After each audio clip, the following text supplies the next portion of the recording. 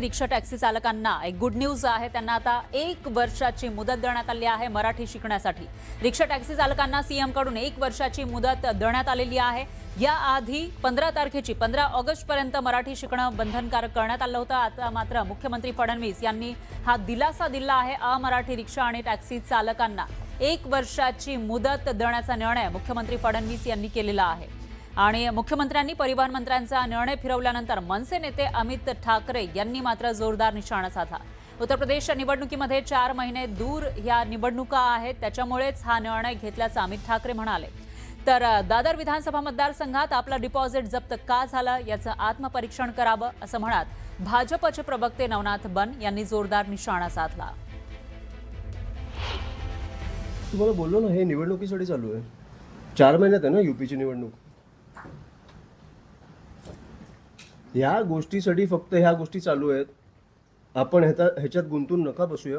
ज्या मगरुरीपणे ते बोलतात की आम्ही शिकणारच नाही, सो मला वाटतं की ह्या गोष्टी आपल्याला कळल्या पाहिजेत की ह्या फक्त निवडणुकीसाठी होत आहेत आणि तेवढ्यापुरता ठेवू। मला वाटतं की भाजपच्या हातातनं यूपीची निवडणूक कुठेतरी सरकत चालली आहे, त्याच्यामुळे ह्या गोष्टी होत आहेत।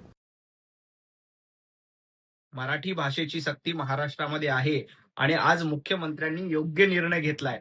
बाकी यूपीच्या निवडणुकीपर्यंत जाण्याच्या ऐवजी आपण दादरच्या विधानसभेच्या निवडणुकीत आपलं डिपॉझिट जप्त का झालं याचं आत्मचिंतन केलेलं बरं। बाकीची यूपीची निवडणूक बघायला इतर नेते सक्षम आहेत, आधी आपल्या दादरमधलं डिपॉझिट जप्त का झालं याचं आत्मचिंतन अमित ठाकरेंनी करावं आणि मग मुख्यमंत्र्यांना सल्ला द्यावा। मुख्यमंत्री हे तुमच्यासारखे घरात बसून सगळा पक्ष वाऱ्यावर सोडणारे नाहीत। दरम्यान मुख्यमंत्र्यांनी घेतलेल्या या निर्णयावर मराठी एकीकरण समितीच्या गोवर्धन देशमुख यांनी सुद्धा जोरदार टीका केली आहे। माननीय मुख्यमंत्री महोदय, आपण आज ही स्थगिती दिली आहे, 1 वर्षाची मुदत जी दिली आहे, आम्ही याचा धिक्कार करतोय, आपला निषेध करतोय। आणि हे दुर्दैव आहे की आपण राज्याचे मुख्यमंत्री असल्यामुळे एका मंत्री महोदयाने परिवहन मंत्र्यांनी त्यांच्या विभागाचा घेतलेला निर्णय एक हुकुमशहा सारखा जर मागे घेत असाल, पुढे ढकलत असाल, तर हे दुर्दैवी आहे, अत्यंत दुर्दैवी आहे।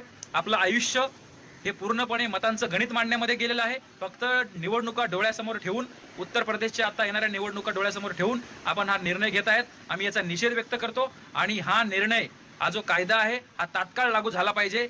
यासाठी आम्ही बहुसंख्य मराठी माणसं या 2 दिवसामध्ये रस्त्यावर उतरणार। तर संजय निरुपम यांनी या निर्णयाचं स्वागत केलं आहे। आज मुख्यमंत्र्यांनी रिक्षा आणि टॅक्सी चालकांना जी मुदतवाढ दिली आहे त्यांच्या निर्णयाचं मी स्वागत करतो असं संजय निरुपम म्हणाले।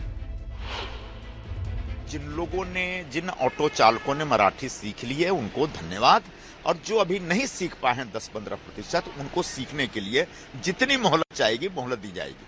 उनमें से किसी का भी जिनने मराठी अभी तक नहीं सीखी उनमें से किसी का भी लाइसेंस रद्द नहीं किया जाएगा, किसी का भी बैच नहीं रद्द किया जाएगा, जब्त नहीं किया जाएगा, और उनके खिलाफ किसी प्रकार की कोई दंडात्मक कार्रवाई नहीं होगी। सरकार की घोषणा है, ये कानून भी है, व्यवस्था भी, सरकार का आदेश भी है। मुख्यमंत्री जी की तरफ से भी घोषणा है, हमारे उप मुख्यमंत्री और हमारे पार्टी के मुख्य नेता एकनाथ शिंदे साहब ने भी साफ साफ कहा है कि भाई किसी का लाइसेंस